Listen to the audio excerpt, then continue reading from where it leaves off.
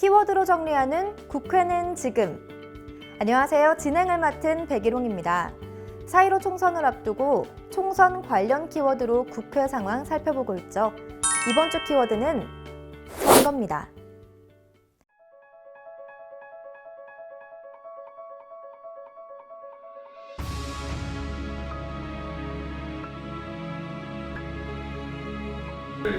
최우선적으로 챙기는 민생 우선의 정치를 실현해 나가겠습니다.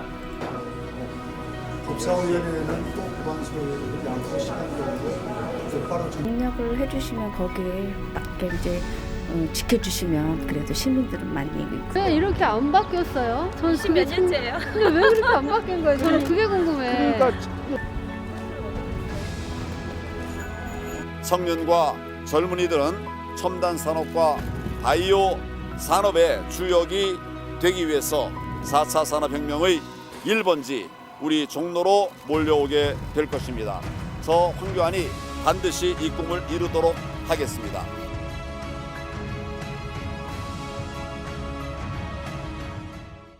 선거는 만 18세 이상의 대한민국 국민이라면 누구나 할 수 있는 우리의 권리입니다. 대한민국 헌법에 따르면 국회의원은 국민의 보통, 평등, 직접, 비밀선거에 의해 선출하는데 그 숫자는 법률로 정하되 200인 이상으로 하도록 규정하고 있습니다. 국회는 총선에 대비해 여러 준비를 하고 있는데요. 그중 하나가 바로 공약입니다. 공약의 사전적 의미는 정부, 정당, 입후보자 등이 어떤 사안에 대해 국민들에게 시행하겠다고 약속하는 건데요. 즉, 제가 국회에 들어간다면 이 일은 꼭 하겠습니다 라고 말하는 거죠. 총선을 맞아 각 정당마다 여러 분야에 걸쳐 총선 대비 공약을 발표했습니다. 어떤 공약들이 나왔는지 국회에 함께 가보시죠.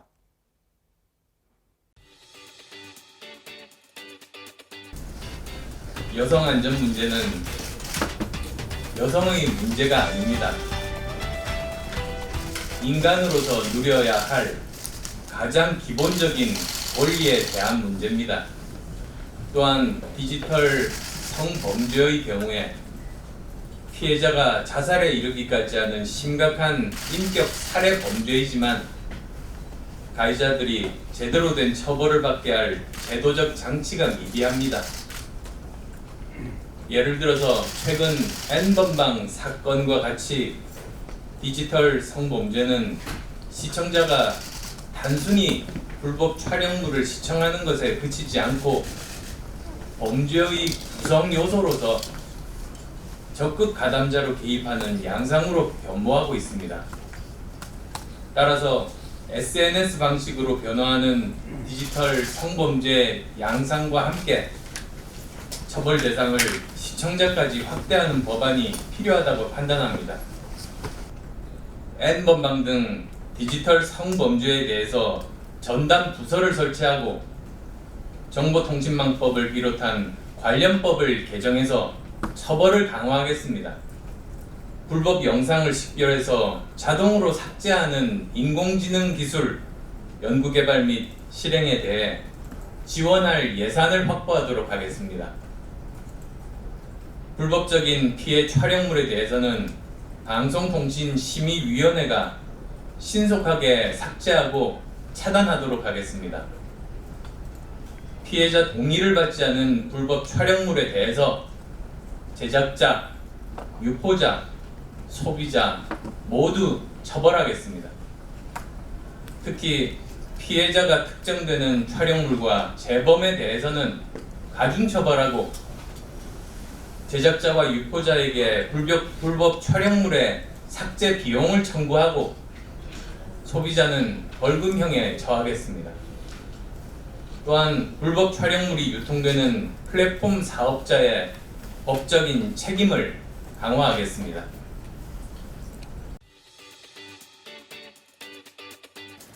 종로를 미래형 먹거리 산업인 4차 산업혁명의 1번지로 만들겠습니다.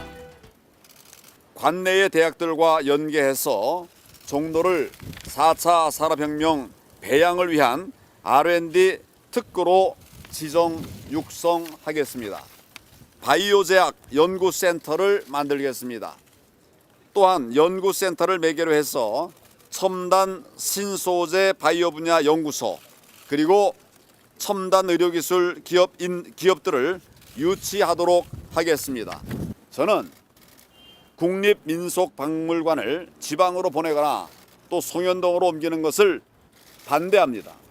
또 송현동 부지는 높이 제한까지 묶여 있어서 전시 공간의 확장이 매우 어려운 곳입니다.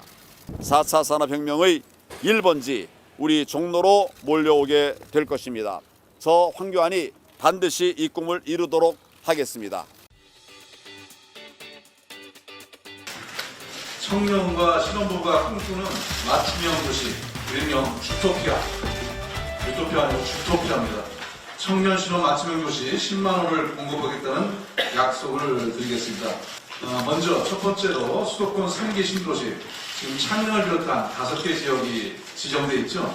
여기에 청년 신혼 맞춤형 도시 5만 호를 조성하고, 두 번째는 광역 및 지역 거점 도시, 구도심 재생사업 및 택시 개발로 4만 호를 공급하겠습니다. 세 번째로는 서울입니다. 서울 지역의 용산 등 코레일 부지와 국공유지 등의 청년, 신혼부부 주택 1만 호를 신규 공급하겠습니다. 네 번째로는 청년 신혼 전용 수익 공유형 모기지를 공급하고, 다섯 번째로 청년 신혼도시 조성 및 다양한 금융지원 확대 등을 통해서 청년 신혼부부의 각각 100만 가구의 공공주택과 맞춤형 주거금융을 지원하겠습니다. 재원과 관계해서 말씀을 드리면 어쨌든 공공주택에 대한 공급 확대에 필요한 재원은 기본적으로 그 주택기금 그리고 또 LH 등 공공기관의 자체 재원을 통해서 조달을 하게 됩니다. 예컨대 이제 수익 공유형 모기지를 저희가 신설을 하는데 청년 신혼부부를 위한 전용 그 모기지 신설이죠. 이 부분 같은 경우 연 5천 가구에 가구당 약 한 2억 7,500만 원을 지원한다고 했을 때, 그 금리 차익을 감안했을 때 초기 한 4년간 약 한 528억 정도, 그러니까 500여 원 정도가 소요될 거로 보이고요. 그 다음에 청년 전월세 대출 금리를 저희가 추가로 이제 인하하겠다고 말씀드렸습니다. 디딤돌 대출이죠. 그래서 이 경우도 이제 연한 12,000명가량 지원하게 됐을 경우에, 이건 관계부처와 이제 계속 이 금리 차익에 대한 부분들을 협의를 하고 있습니다만, 한 100억 정도의 규모가 되지 않을까, 이렇게 예상을 하고 있고요.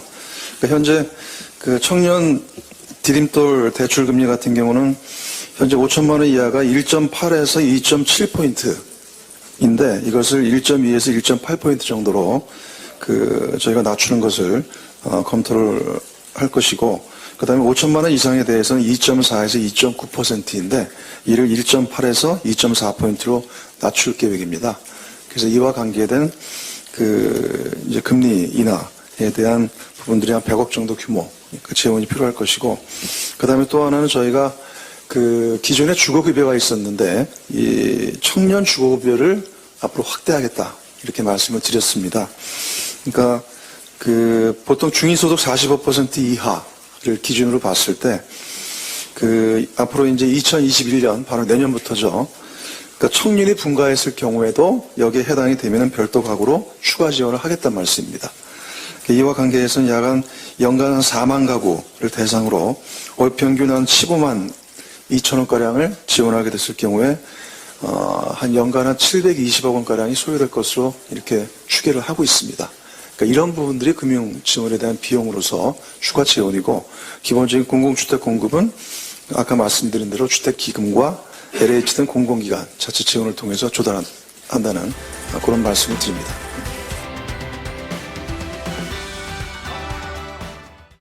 이번 선거는 코로나19 사태로 인해서 선거 공약과 후보들에 대한 정보가 국민들에게 제공되지 않아 깜깜이 선거라는 말이 나오고 있는데요. 저희 국회는 지금은 직접 거리로 나가 시민들이 공약과 후보들에 대해 어느 정도 알고 있는지 알아보고 왔습니다. 거리로 나갔던 장혜진 아나운서와 얘기 나눠보겠습니다. 네, 장혜진 아나운서, 어느 지역에 다녀오셨죠? 네, 5선을 준비하는 나경원 의원과 사법농단의 피해자로 알려진 신인 이수진 전 판사가 맞붙는 동작구 을입니다. 그곳의 시민들의 반응은 어땠나요? 우선 시민 대부분이 굉장히 우호적이었는데요. 새로운 후보에 대한 기대감도 여과 없이 내비치고 이수진 후보와 현 지역구 현안에 대해서 거리낌 없이 이야기 나누는 모습이 인상적이었습니다. 네, 지금 동작구가 접전 지역으로 꼽히다 보니까 좀 관심이 많이 몰리고 있는데 우호적이었다고 하니 이번 투표율을 기대해봐도 좋을 것 같습니다. 그럼 거리로 나가 시민들의 목소리 들어보겠습니다.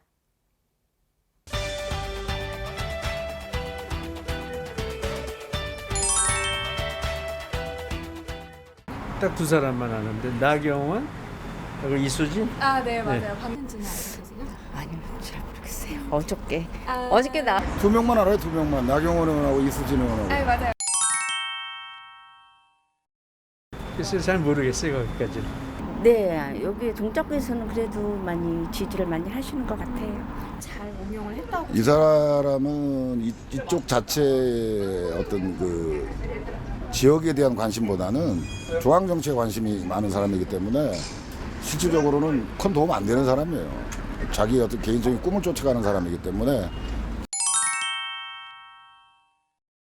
뭐 나는 잘 모르겠고 그냥 더불어민주당이니까 찍으려고. 잘 할 수 있을 거라는. 잘 해야죠. 네, 어저께 뉴스에서 간단히 좀 나와서 이렇게 봤는데 되게 호감이 갔어요. 그래서 이게 지금 이렇게 명함 주시고 보니까 아직 공약 같은 건 아직 정확하게 모르겠어요.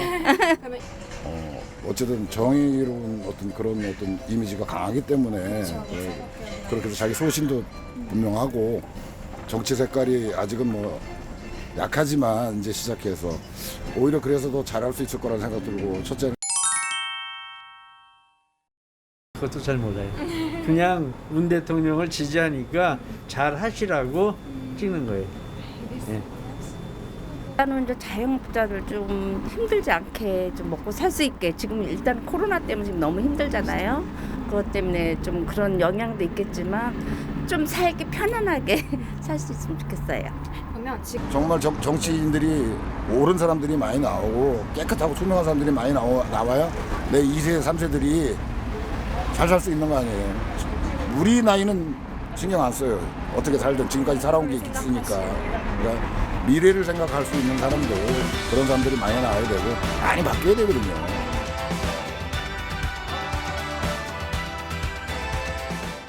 네, 시민들의 목소리 잘 들어봤는데요. 동작구가 정통적으로 보수 텃밭으로 알려졌는데 반응이 좀 의외네요. 네, 저도 시민들과 인터뷰하며 의외인 답변들에 좀 놀랐는데요. 현 정권에 만족하는 장년층 분들도 꽤 계셨고 또 그렇기 때문에 여당 후보에 대한 신뢰가 굉장히 높아진 것 같습니다. 장년층인데 여당에 좀 우호적이었다라는 말씀이었고 이 시민들뿐만 아니라 후보들도 직접 만나고 왔다 들었습니다. 후보들은 시민들을 어떻게 대하던가요?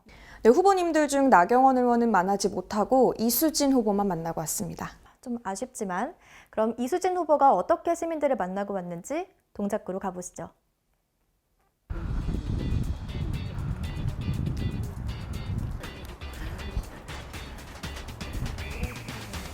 사람들이 많이 넘어오시는데 여기 넘어오는 길이 좀 위험하다 보니까 어둡고 음침하니까 이게 좀 위험하다 보니까 밤에 이용할 때 혼자는 사실은 뭐 저기 나오기 근데 왜 이렇게 안 바뀌었어요? 전 10몇 년째예요. 근데 왜 그렇게 안 바뀐 거예요? 저는 그게 궁금해. 그러니까 그 국회의원들이 전에 다른 강에서 나와가지고 네.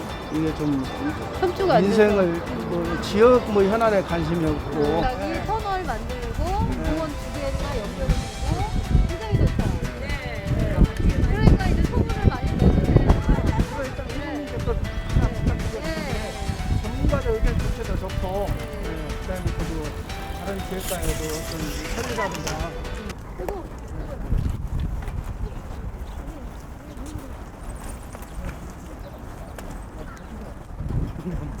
뭐 쳐다보다 그런 건 아니겠지? 어떡하지? 괜찮아? 약간 여기 비판은 혹시 다른 자전거가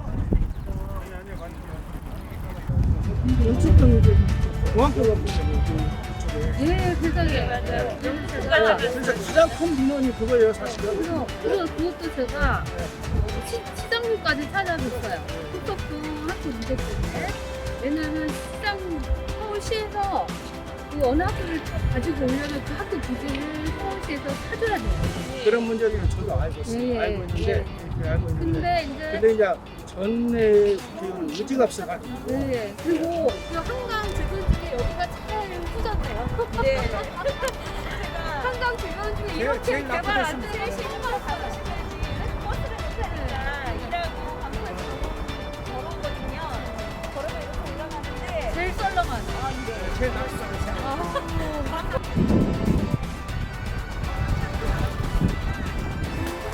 되게 귀여워. 한번 만져보세요. 냄새 보겠어. 아, 너무 좋아. 너무 좋아. 너무 좋아. 되게 좋아하는데.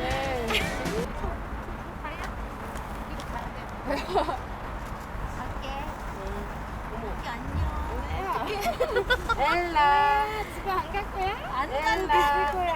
아재. 너무 재밌다.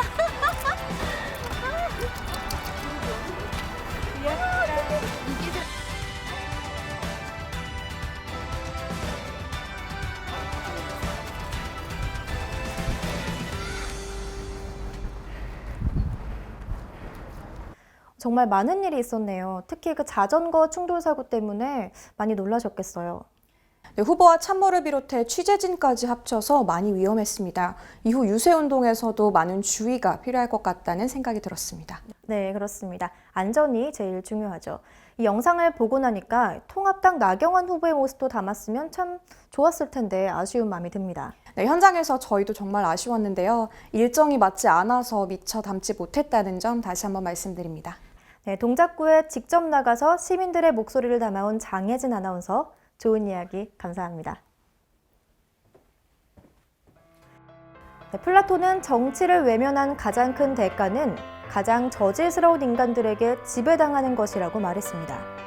앞서 말씀드린 대로 이번 선거는 인물과 공약에 대한 정보가 부족해 지지 정당의 후보를 뽑거나 대통령을 지지해 여당 후보를 뽑는 등 편가르기 선거가 아니냐는 걱정이 나오고 있습니다. 이 플라톤의 말처럼 가장 저질스러운 인간의 지배를 받지 않기 위해서 본인의 지역구에 어떤 후보가 나오는지, 그 후보의 공약은 무엇인지 미리 알아둬야 되지 않을까요? 남은 10여일은 짧은 시간이 아닙니다.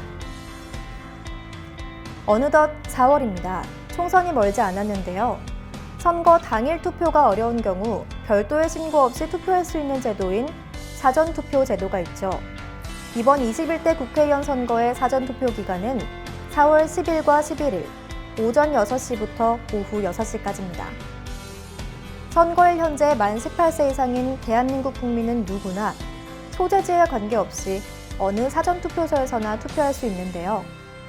본인임을 확인할 수 있는 신분증을 꼭 지참하시고 소중한 한 표 행사하시길 바랍니다.